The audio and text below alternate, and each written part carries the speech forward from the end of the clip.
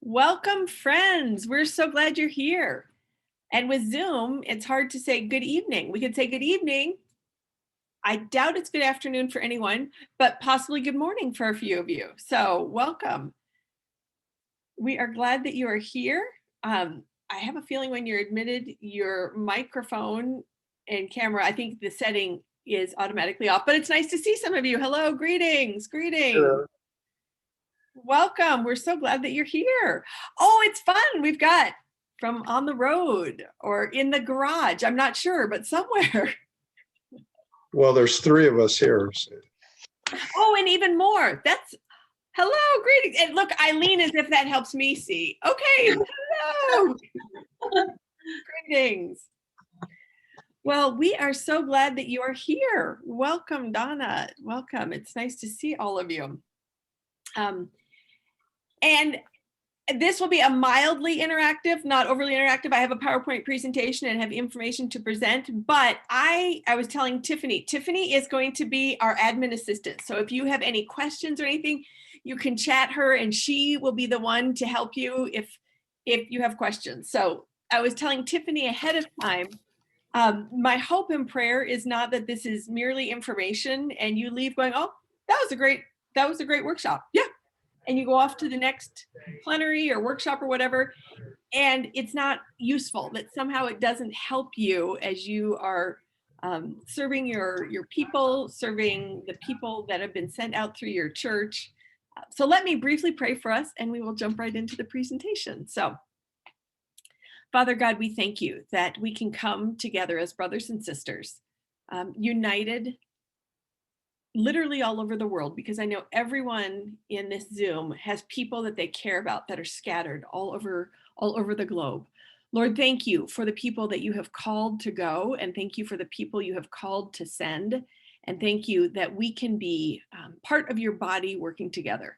God, we just pray that this workshop, that this time is multiplied and has ripple effects far beyond this mere hour. Thank you, God, for the way that you love your servants and you love those who they are called to serve. We just offer this time up to you. In your son's name we pray. Amen. All righty. I'm going to do a little screen sharing here and pull up my presentation. And yes, that is what I would like to share. So, oh, then there's so much stuff going along the top. Let me get to slideshow. Play from start. All right. Well, everyone, welcome. As I said, this is going to be mildly interactive. So if you have questions, pop them in the chat or feel free to unmute yourself. I am going to be talking tonight about how to be an effective sending M committee.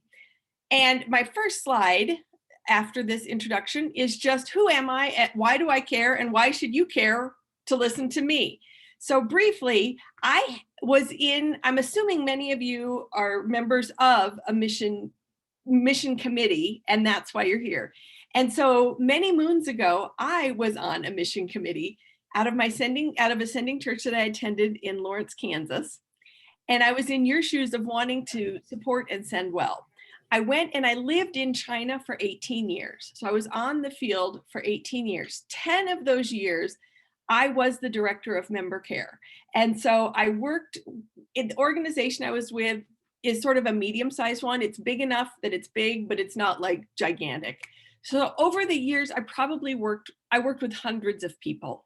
At a time, maybe 200 or 300 people in a year were underneath me and working with different member care providers.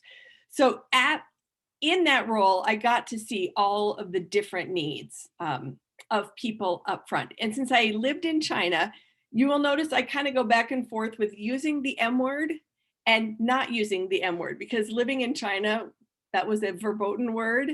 And yet I know it's a very common word in other parts of the country. So if every now and then I stumble on it, it's years of training to not say that word. And yet that is my heart for what we're doing. I don't know if any of you have heard of Velvet Ashes. It's an online community for women serving overseas. I was one of the founders of that. So helping to be kind of on the front end of using technology to serve missionaries, and how can we use technology to help serve and provide for missionaries. I've written 5 books for cross-cultural workers. I'll tell you a little bit about them later. But I'm hoping this is showing you that my heart is for equipping and helping people to serve missionaries. And then I am the founder of Global Trellis, which I will also tell you about later. But that's a little bit of my history and my background. So before we get diving into the deep end of the presentation, I would briefly like for you to do an assessment of your people as you're thinking about the missionaries that you are supporting, that your church supports. And in the chat, I would love, oh, maybe I can't see the chat when this is up. So if you want to unmute yourself. But to think through, first of all, who do you have from your church that you, I have sort of three buckets here. Who have you sent out? So you have sent them from somewhere here. I'm assuming many of us are North American. So sent from North America somewhere, maybe to Africa, maybe to somewhere in South America, but they are sent out. Who do you have that your church is supporting that's local in your area? So they might be a part of your ministry budget or considered a missionary by your church. And they are, but they are local in your area. So their needs are going to be slightly different than someone who has been sent to another country, is my point. And then some churches I know will have a local person, so an African person serving in Africa that they do support financially or with prayer and trying to support in other ways. But again, these three different types of missionaries are going to be slightly different. So I didn't want us to just be like talking about all missionaries are the same. Different situations are going to be slightly different. And so it might help you to think of the type of support you provide in terms of tiered or in terms of like concentric circles. There are those that you're going to have a lot of responsibility for. I would venture to say people you have sent out, so they are not, it's a local person, so someone from the United States or Canada that you have sent out, you're going to have the most type of responsibilities for them. Because when they are in crisis, they are going to look to you. They might be in crisis on the field, or they might be in crisis and have to return back to your home base. And then people who might be locally sent out and locally based, they're going to have different resources that you can tap into because you might know the area. So you might know a counselor, you might know a financial planner, you might know of housing that you can help them with that would be different. Or if someone is in, I would sort of put in that third tier of it is a local person serving locally in another country. So chances are you're not going to necessarily know all of the resources that would be available to them. I am going to quit screen sharing briefly so I can look and see in the chat. How about if you put in your chat, which of these tiers do you have represented as you're thinking about people that you are sending out and supporting? So I've pulled open the chat and would love to just see some of your thoughts as we are getting started here.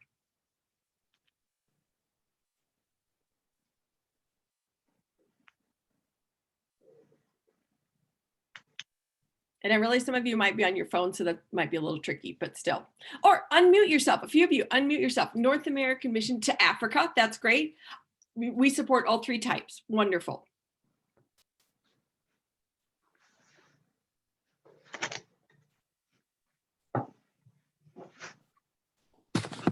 Our org sends out all three types. And I think it's helpful for all of us. I'll go back to screen sharing. I think it's helpful for all of us to realize we do have these different buckets. And so we need to even be thinking about how we support each of them slightly differently. All right, so my next slide is we are going to be thinking through 4 key areas. So that's the majority of this presentation is going to be thinking through 4 key areas that I want you to think through as you're thinking about the missionaries that you are supporting in those different buckets. And then even to sort of assess, where are we strong? Where could we get a little stronger? Where honestly are we failing? And so just this is a time not of judgment, but just a time of assessment to think through where we could. Areas for you to engage with. I want this to be really practical. And then I put in parentheses, one possible area to prepare for that you may face or you may not face, but I think it's good to think through it to be prepared in case it comes about.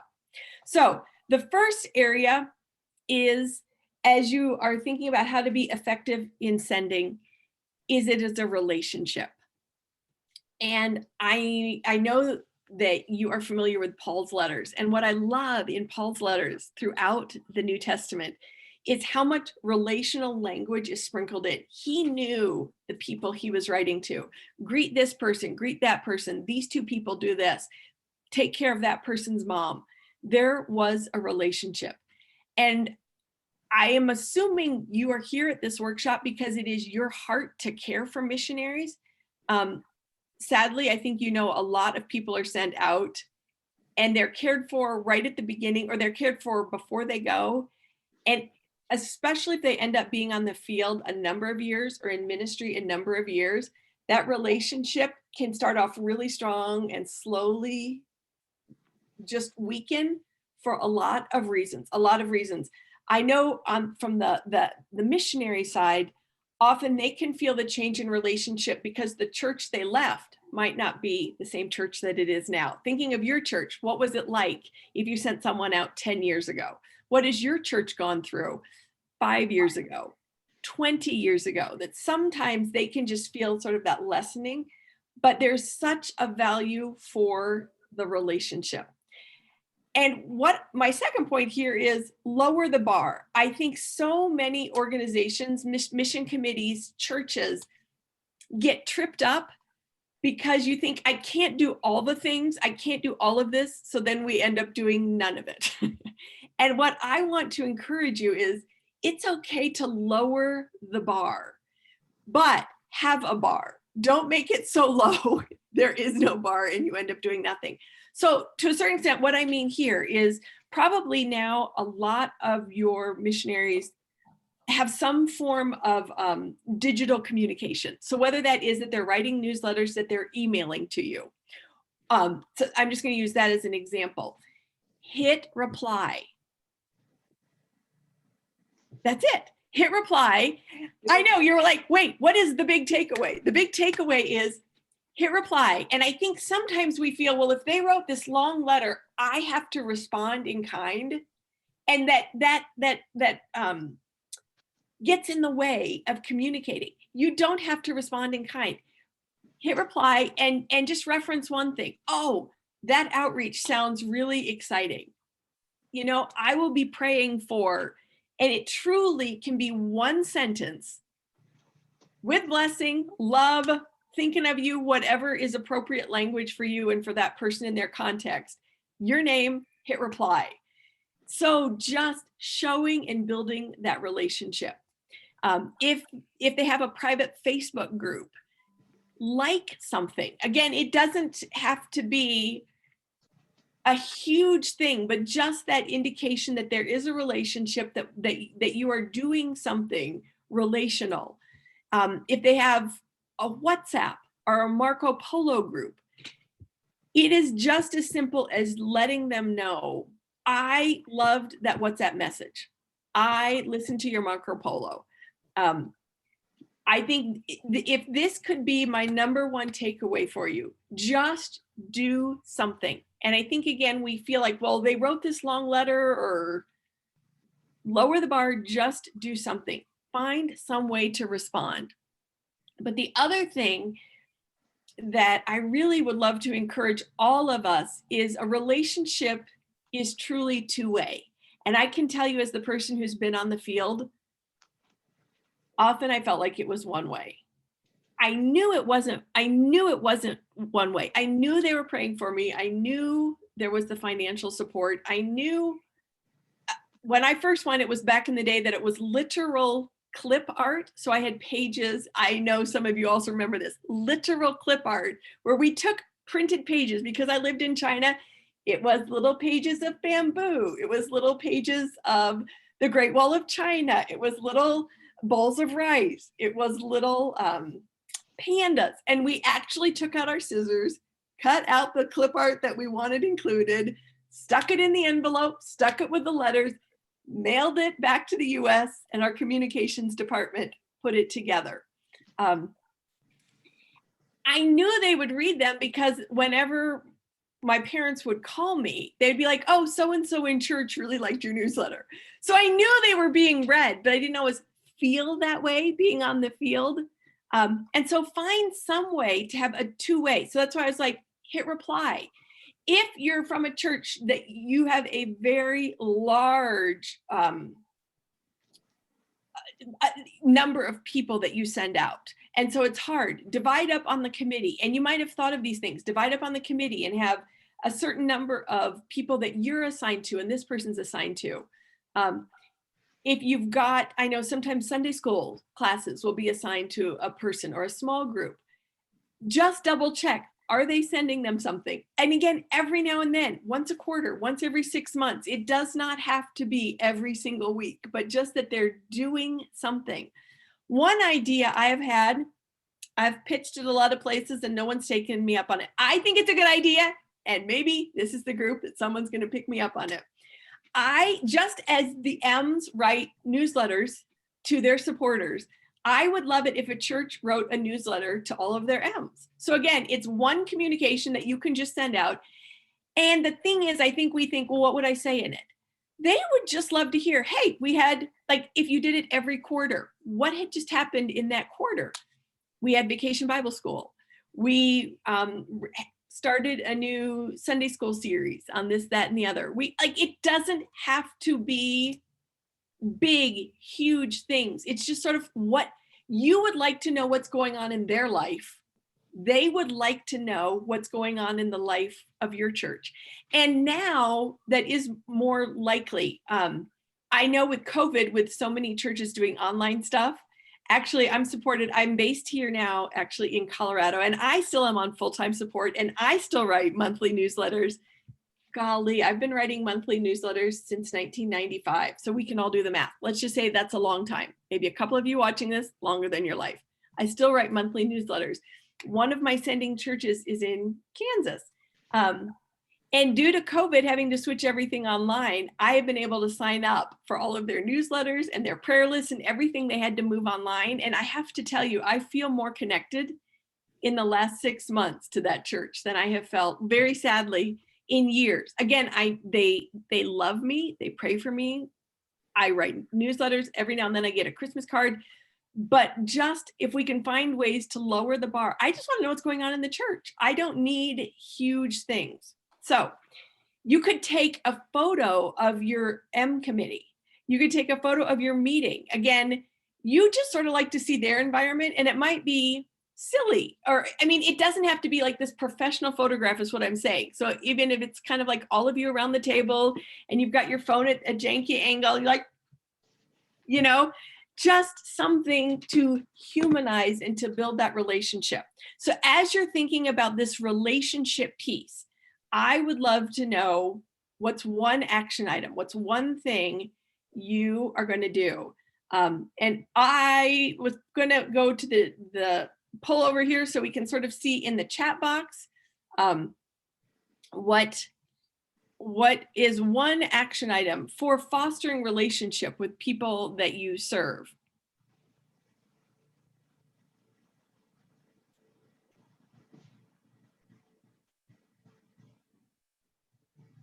And I know, oh, Christina, it's lovely to see your face. It's nice to look out and see a smiling someone I know. Hello.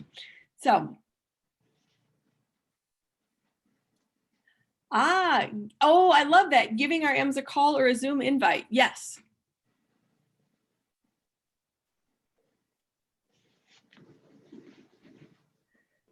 During this time of COVID, we actually got our missionaries on a Zoom call and then invited our church to come in. So it was really cool because it's like going into their living room and actually being able to talk to them, not only at our church, but actually in their location. So that was cool. Oh, I love that. Yeah. There are just some different options now after COVID with technology. I think almost everyone the world over now is more comfortable with technology. And so things that might have felt even a year ago, last January, if we would have said this, it could have been a bit more overwhelming. Oh, I love that, Steve. Commit to answering all communications. And again, answering, I think sometimes the thing is, in my head, I will get this idea that answering means it's got to be this huge thing. Answering can just simply be a short sentence. Excellent. All right, the second point.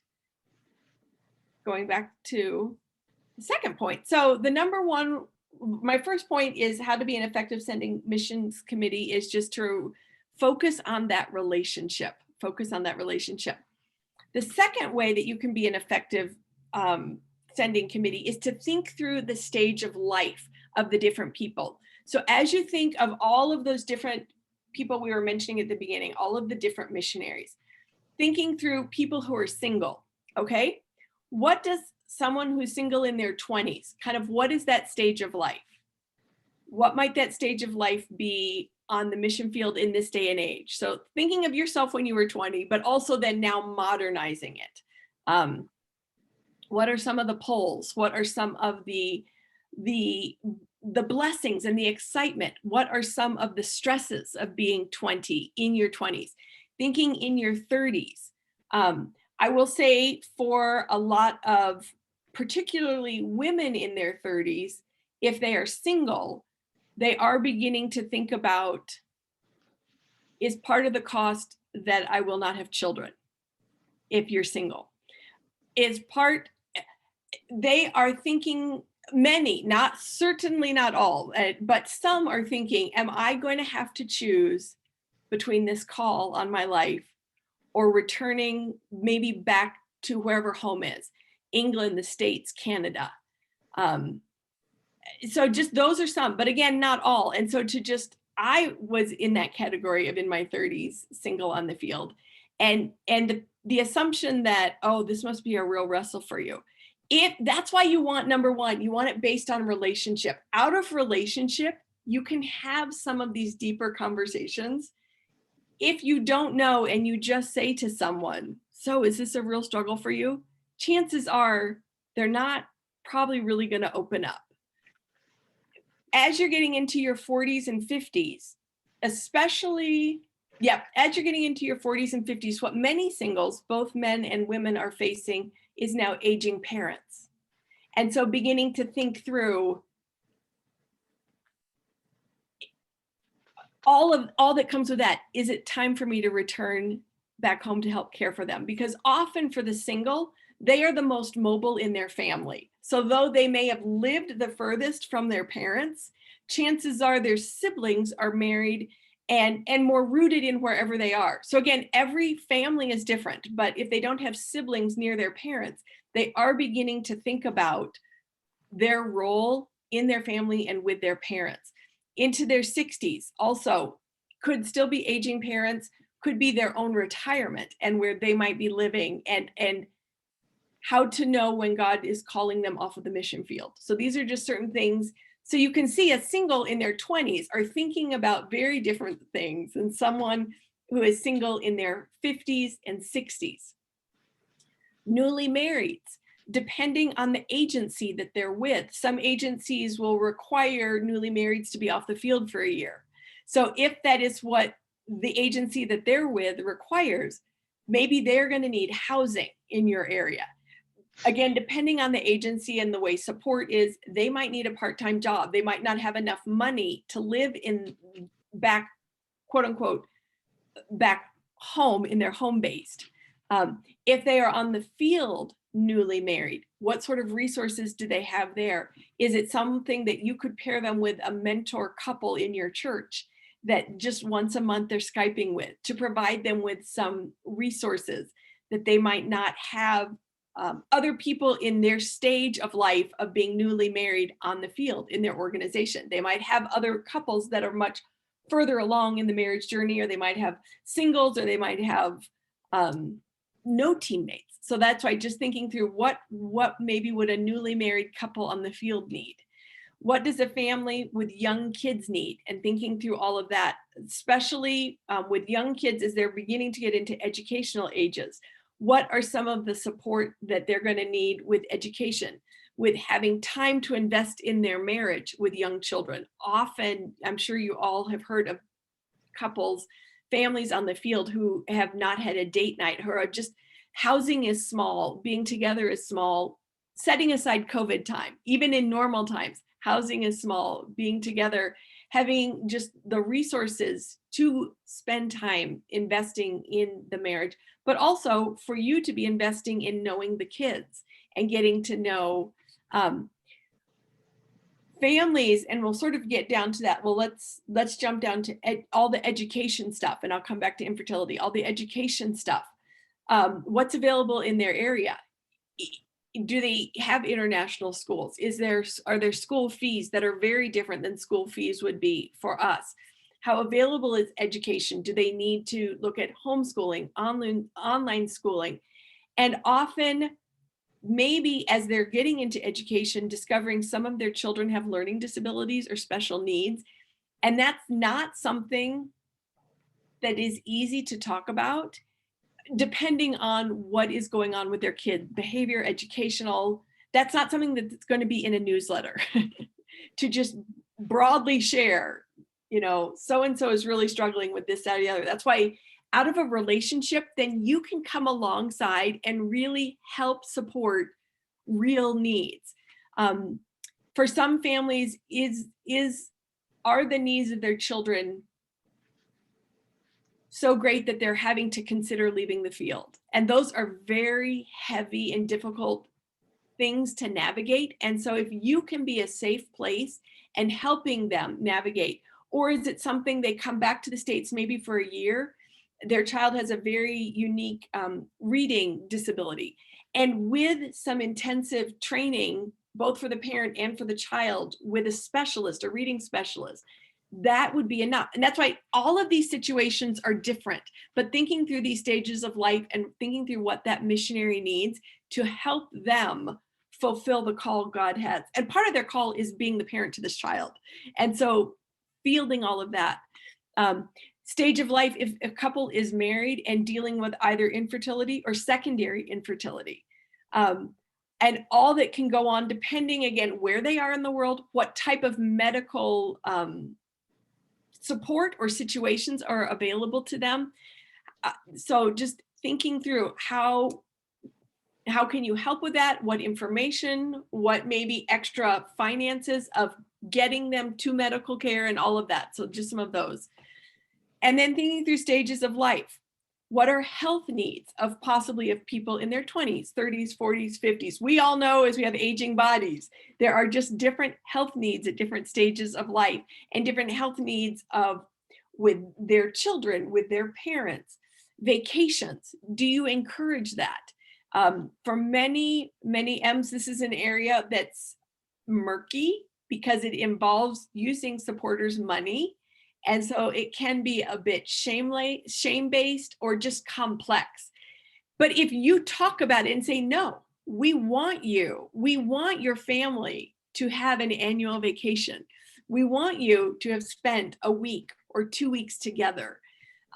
Just helping with clarity and helping with blessing. So instead of something that the enemy right now, because when we don't have clarity, shame can enter, and confusion and embarrassment. And if you bring up the subject and talk with them, and it can then, instead of be an area of stress and shame, an area of blessing. Retirement, talking with, as someone is in their 20s and they thought they were just going to the field for 2 years, and then it turns into much longer. So maybe it wasn't a needed or necessary conversation at age, when they first went, but as they're staying and now getting into their 30s, whether single or married or young children, just beginning to think through what are some financial realities that, let's talk about them. So thinking through the stage of life, an action item that I will take. So as you think through those 3 different buckets that we talked about, and as we think through the different missionaries that you support, and you think through stage of life, what is an action item that you are going to take? Again, I will stop. We can put in the screen. You can take your microphone. You can unmute yourself and shout out.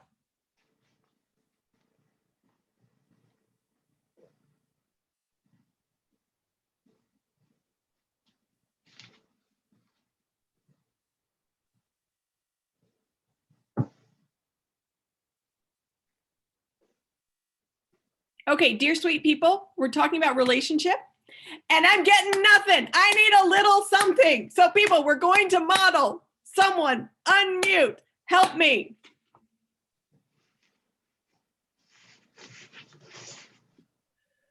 All right, Amy, you can count on me. Thank you, Christina.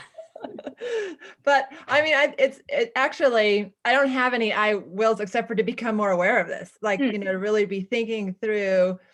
Most of our people are couples, but even maybe checking in, like, how's your relationship? You know, what can we do to help your marriage during this time when you're trying to, you know, balance your kids? But I think it's just how do we care for them in the context of some of these things. I think it's just thinking differently about that and how we can minister to them.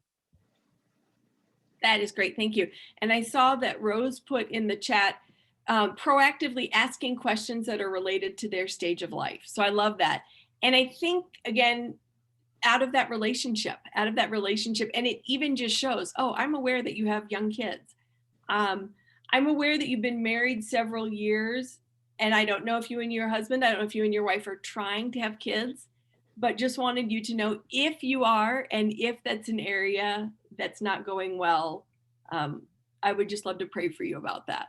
So that can even be ways that you can enter into some of these, because some people are like, no, we're not going to have kids. And you're like, oh, okay. Like, but others, it is an area of deep longing and just confusion and hurt. And why isn't the Lord answering this? And so that's why I say everyone is different. And so it's good to just think through these things and then ask about them.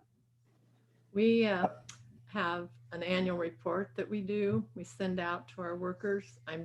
It says Dan Clark, but I'm not. I'm Mrs. Clark. Okay, well, Mrs. Thank you. He's on the computer somewhere else with another session. But we send out an annual report this year, and we just ask some questions about what's the hardest thing you faced this year, what's been the biggest blessing this year, what are the challenges, how is your family doing medically, spiritually, emotionally? And they were very honest, and we've just had to rebuild our global outreach team, and that we had not been there was no communication in the past hardly, and our communication has just blossomed, and they're very willing to answer those questions. And we're going to be building our annual report in next month to send out to them, since we know them better and we can ask different questions. Yeah. Oh, I love that. And I love, again, showing the relational of we're now following up, like we're letting them know, thank you. We read this. We're going to do something with it. Like it's not, because I know sometimes I have filled out reports. We all probably have in different jobs. And they go into the great unknown. And you don't know who is reading them, and you don't know, are they ever being read? And so that doesn't make you want to really put effort into it. It's sort of like, well, if this is just a checklist for you, I can do a little checklist. But when it's then responded and received and building that relationship, that really fosters a lot. So I love that. And we got a tip. I read in a book somewhere, and our team has adopted this. We have one couple that is sent out from our church. We are their sending church. And every time they come home on furlough, we will do at least one paid for counseling session with a counselor so that they can talk over things that maybe is hard to do on the field, or irritants that need to be resolved before they go back. Well, I love that. And again, being a counseling session, it's also then sort of off the books. Like they can say what they need. It's not anybody from our church. Correct. And it's not going to get back. And so they can, yep. I love that. Thank you. All right. We also how this would work in all other churches, but in a small church like where we're at, I wonder if it would work to combine steps 1 and 2 and challenge different families to adopt a missionary and say, our family will take on this missionary group or another missionary group. And that way they can interact more personally, more intensively, and then keep our mission support team informed what's going on. I love Has anybody else tried that? We have our global partners all assigned to one of our missions team members as their main advocate, but then we also assign global partner that we have to a Sunday school class or a small group in the church. And they're the Sunday school class or small group is responsible for keeping in touch with them, and the global partner advocate on the missions team also keeps in touch with them every month. And we also send out a informational gathering form every year to them to send back how they're doing and what their struggles are. And we review those forms every year. Some of our missionaries are getting kind of tired of it. It's like, this is the same form we had to fill out last year. Why are we having to fill it out again? But but it's good because we want to know, is there anything new? Is there anything different? Is there any other problems that we don't know? And one of our missionaries has a son that has diabetes, and they've been trying to figure out how to deal with that. And they're looking at trying to get a dog to help. There's trained dogs that can help with diabetes and sense if there's an issue or a problem. The dog then can alert people around if something happened to their son with diabetes. The dog would be able to alert them and help them know that he's having some sort of a reaction or whatever. And so we're looking at trying to help them raise money and support to get this dog, because they're not very cheap, these diabetes dogs. Anyway, so yeah, we've had really good responses from most of our missionaries on the annual intake forms that we send out, and we review and discuss them in our missions team meetings. And they've all been really good about letting us know what different private issues and personal problems they have going on. I gotta say, I really liked your advocate piece to that, back to your, having a Sunday school, because we've had our home groups have, be assigned to a missionary, but I think the advocate is key to remind the home groups to stay connected, or to, to check in to see how that relationship is being built, because it doesn't always go on and go well on its own, but having an advocate to keep it going is a great idea. Yeah, that's true, because sometimes the small groups or Sunday school classes drop the ball. Others do really well with it. Yeah. So. Right. Amy, as we are transitioning into your next point, I do want to bring up something that James mentioned in the chat that I was also thinking as well, that, in that first step of, replying, just simply hitting reply to that newsletter, or sending out that quarterly newsletter from the church as a whole, that's like a super great foundational step. But diving in deeper is the next step of getting to know those personal needs and getting to know those missionaries on a personal level. I know that as a student, I receive so many points, like so many emails that are like just cookie cutter, like everyone gets this email, and it doesn't feel super warm and cozy. But when I get a personalized email, I'm like, oh, I do feel supported. Thank you. Yes. So I think they definitely go hand in hand, and I'm excited to see what your next point is. Well, good. Well, thank you. Yes, that's why in part I wanted to say lower the bar to start somewhere. And it might be too much to write to every single one. So that's why, how can we lower the bar? But then my next point, which sharing, is building on that. So based on a relationship and then thinking through stage of life, my next point is beyond prayer requests. So get to know, and this is then ties in perfectly, Tiffany, with what you and I'm so sorry, I think James Robert was saying. But these are just areas you could ask about. I will put some caveats on some of them, because not all parts of the world are the same. And so where your people are, some of those boundaries. But what is the visa process like? I will tell you, this is one of those things, if it's difficult, they love to talk about it, and they would love to share with you. And that's even then, if you understand how hard it is to get a visa or to renew a visa, or maybe in their area, it's not that hard. That's why I've got a whole list here. What is the current political situation? And that's why I say not all parts of the world are the same. This was one of those areas, having lived in China, it was honestly the political question that was going to draw a lot more attention than the spiritual, than the are you sharing your faith question. So, but sometimes just to ask, if you can, what is the political situation like in your country? When are elections? How often are they held? Who gets to vote? How are decisions made? in the country that you serve. Just understanding some of that and some of that then is going to build that relationship piece of as they're sharing their life and you're understanding it more. So then you can ask even better questions. Also, what makes me feel known is when people ask like decent questions to show. I am sure all of you have heard of situations, and sadly, we've all done it. So grace to all of us. But I can't tell you how many people ask me how Japan was. And I wanted to say, well, Oh, no. I probably know as much as you don't. No, actually, I might know a little bit more, but I don't really know how Japan is because that is not where I live.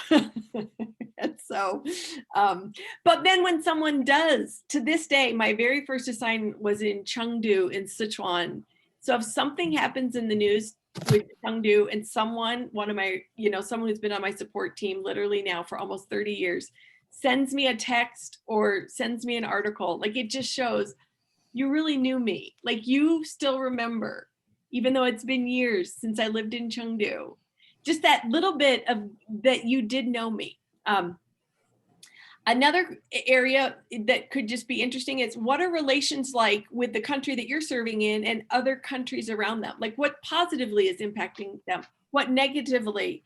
What's going on? Again, I am the most familiar right now with, not now, but with China.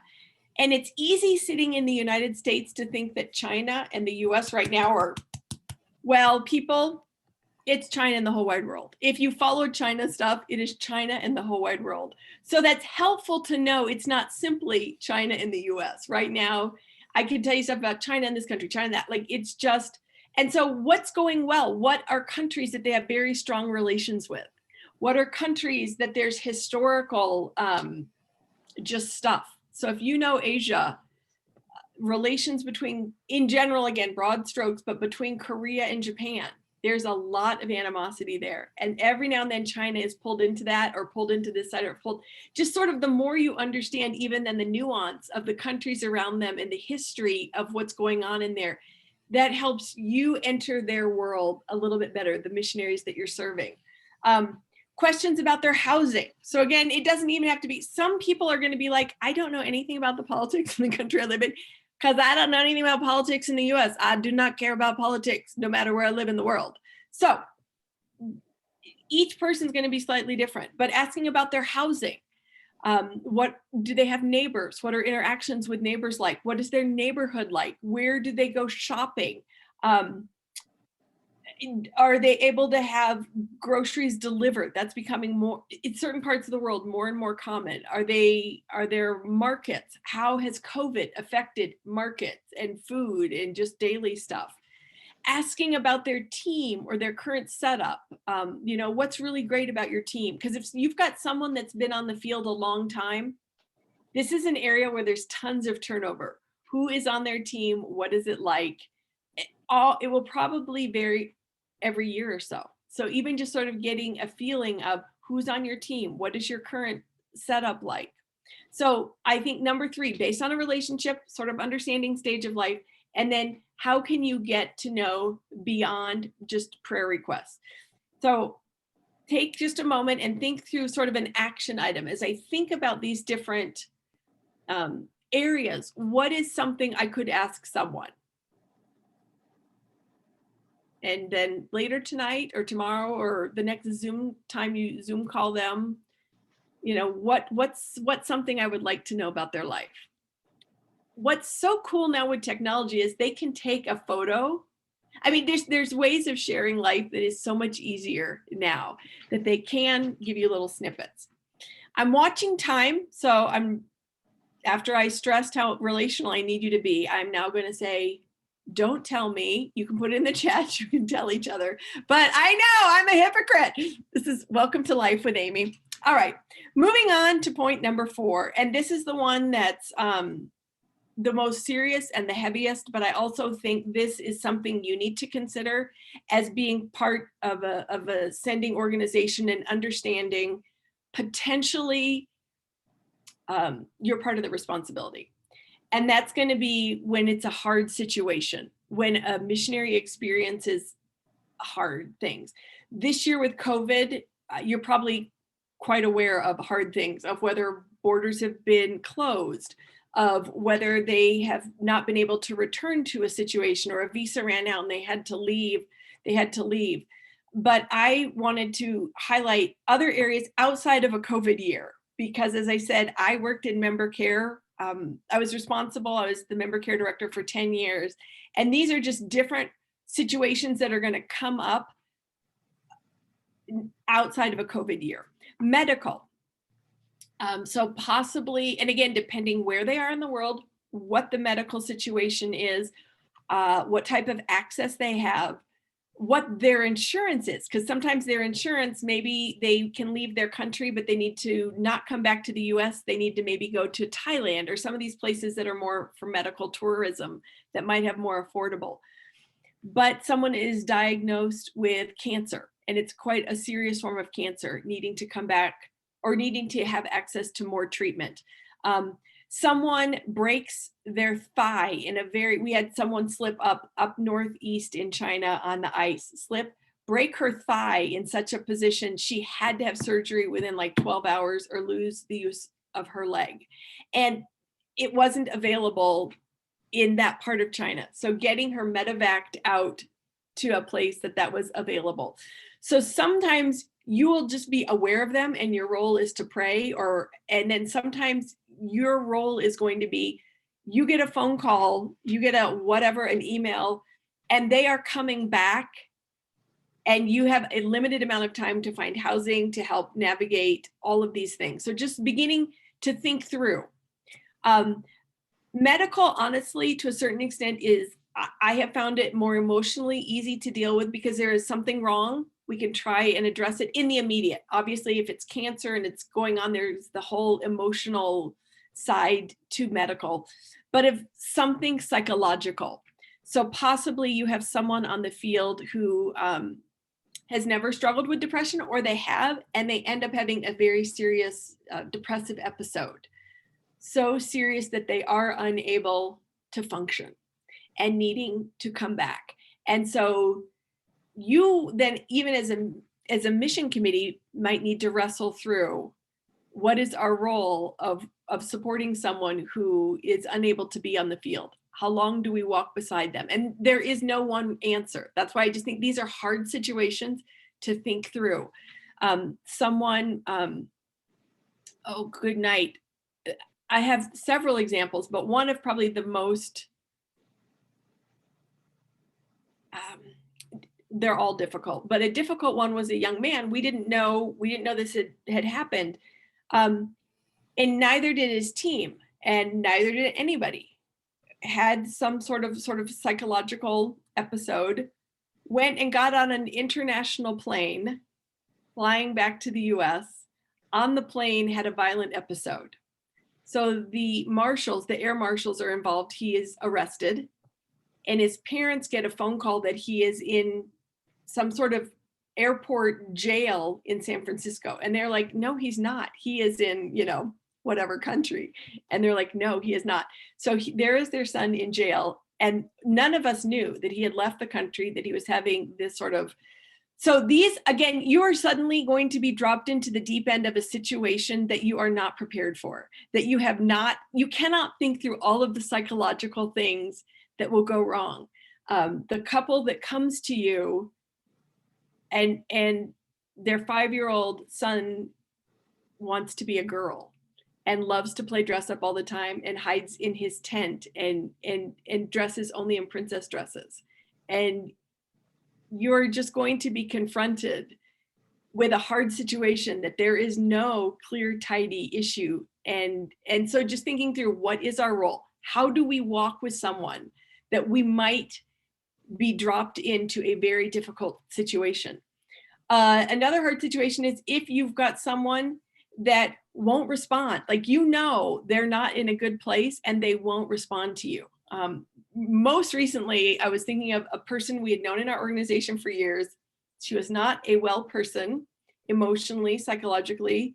We ended up having to end our relationship with her, but she found another way to get a tourist visa and stay in the country. So again, sometimes people who are, and And her church kept supporting her, which that is fine. Years go by. And because of COVID had to leave. So now all of a sudden she will not respond to any emails. So the church is asking for the annual report. The church is asking for, so you might need to think through what are going to be our parameters if we've asked for a report and it's now 2, 3, 4 years they have not submitted a report. At what point do you enter into those hard conversations? So I know here I put an action item, I will. Maybe your action item is simply just like, I will be aware that this could happen. Maybe you need to be aware what are possible counseling centers in your area that work with missionaries. Maybe that could be an action point that you just become aware of. What are some, what are different counseling centers? How much is your church? I'm stuttering because these are hard situations. There is no one clear answer, but to just be aware that this could happen. And so I can say when I was on the field side and we had to send someone home, then we are now partnering hopefully with that church. And partnering, I put in quotation marks, because once they have left the field, there's only so much I can do field-based, and it now becomes your side based. And so thinking through how financially, how are we going to support them with housing, with just in some of these very difficult situations. Looking at time, I wanted to share a couple of resources and then open it up to questions. So I did mention that I've written a number of books. These are all available on Amazon, and so physically and in Kindle. So if you'd like to have these as resources to send to your people. Looming Transitions is for the 4 to 6 months before a big transition, if they know it's coming. Again, I know COVID threw us all for a loop, but if you've got someone who knows a transition is coming, to help them get ready. So this is specifically geared for that. If you have people that don't enjoy communicating, one of my big hearts, I love communication and I want people to love communicating. And so this is enjoying newsletters. So I know this could be an awkward one to be like, hey, I thought of you. And they can be like, wait, do you think my newsletters are bad? You know, you do you, figure out how you want to share this, however you would like. Then for those who are in their very first year, getting started, making the most of your first year in cross-cultural service. That's for your first year. And the most recent book that just came out is Connected, Starting Your Overseas Life Off Spiritually Fed. It's for the first 9 months and it used the fruit of the spirit. So month 1, really focusing on love. Month 2, joy. So those are some resources that as you hear about different people, as I said, they're all available on Amazon. And last, I wanted to just briefly introduce you to Global Trellis. As I said, I founded that. Just like a trellis is in the back of a garden to support and help, Global Trellis works with organizations and individuals to be a support. A lot of organizations have wonderful pre-field orientation and training, but when someone goes out on the field and they're there 5, 10, 15 years, there isn't as much ongoing development. And so that is what we do, is we develop them. So we've got blog posts, we've got a team of specialists. I'll let you poke around more. Financial specialists, soul care, spiritual director, transition. We have a monthly workshop and we have quarterly challenges, and then we have courses available. And the courses will be available only for a certain amount of time, so you're not talking about them all the time.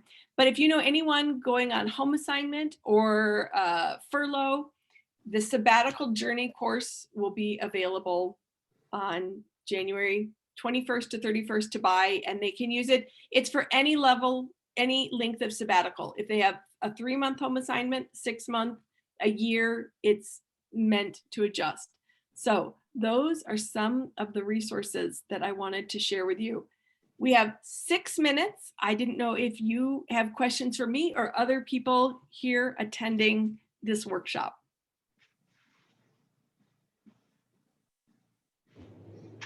I just want to say thank you. You're welcome. Thank you.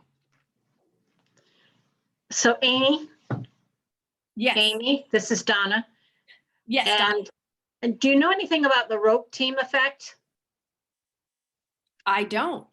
Okay, we're trying to establish it at our church now, and the rope team is where you establish a small group with a team leader that would then be the connecting point with the M in the field, so that there is that ongoing interplay connection continually absent from just the mission team or from the church office. Excellent. So I've heard of a we're working on Barnabas that. team. I've heard of a Barnabas team, and that sounds maybe a little similar. Very similar, yeah. So that's great. Yes, I think that's wonderful. I think we're on a good path. We're just testing it out with a new group that recently have gone to Russia to see how it's working. Oh, that's wonderful.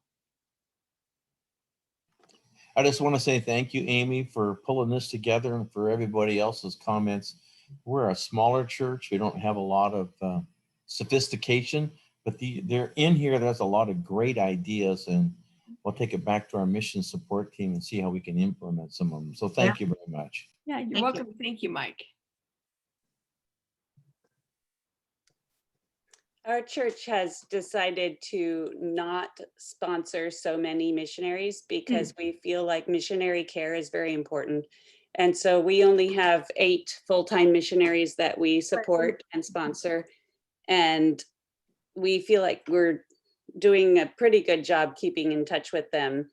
And so, you know, we get a lot of people asking for support, but we end up turning a lot of people away because we want to be able to maintain that good quality missionary care, all these things that you have said and have pointed out. And they take time and effort. Yes. Yep. Yeah, and I feel like it's really important that we do keep doing these things. And if we add more missionaries, it will spread us out. Yeah. And we won't be able to do it as well. That's effective. That's right. Candace and John, I saw that you just said, I cannot recommend Living Transitions more in all caps. So thank you. As an author who often doesn't get to interact with people who've actually read their work, you can use all the caps you want. So thank you.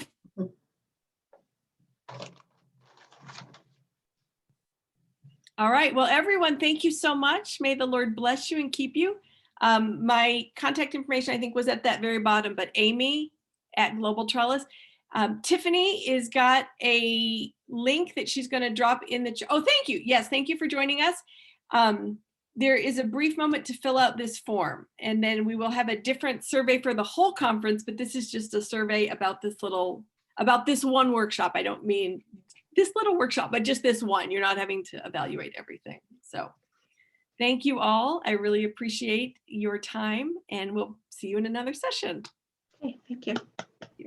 I know that several folks joined and were admitted within the last 10 minutes. And so if you're hoping to make it to the next session, we're going to end this one. And so you'll have to re-log in and try again. You were early and punctual, but it didn't quite work out this time around. So as soon as we end this call, log back in and they'll put you in the waiting room again. Thank you, Tiffany.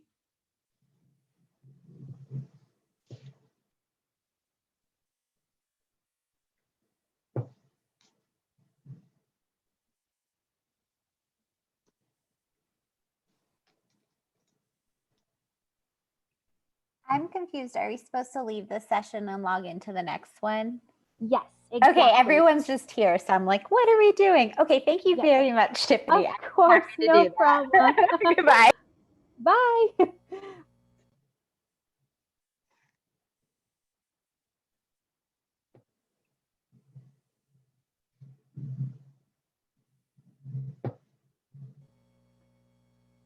So if you all can just press leave, you'll leave this session and then you'll be able to rejoin the next one. Don't see a leave. No leave. Donna, it's a little red button at the bottom right of your screen. Maybe if you wiggle your mouse, it'll pop up for you. Oh, there it is. I think I did it. Take good care. Okay. Oh, I guess I didn't. There it is. All right.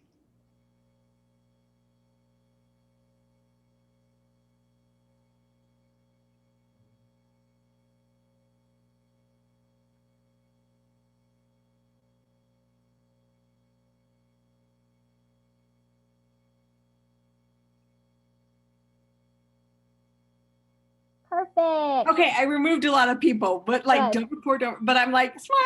Yeah. I was about to do it too. I was like, I asked you plenty of times. Like, I move know. on. That's why I'm like. And I have a feeling some people just turned their camera off, understandably, and then walked away. Uh-huh. And let you go now. Bye.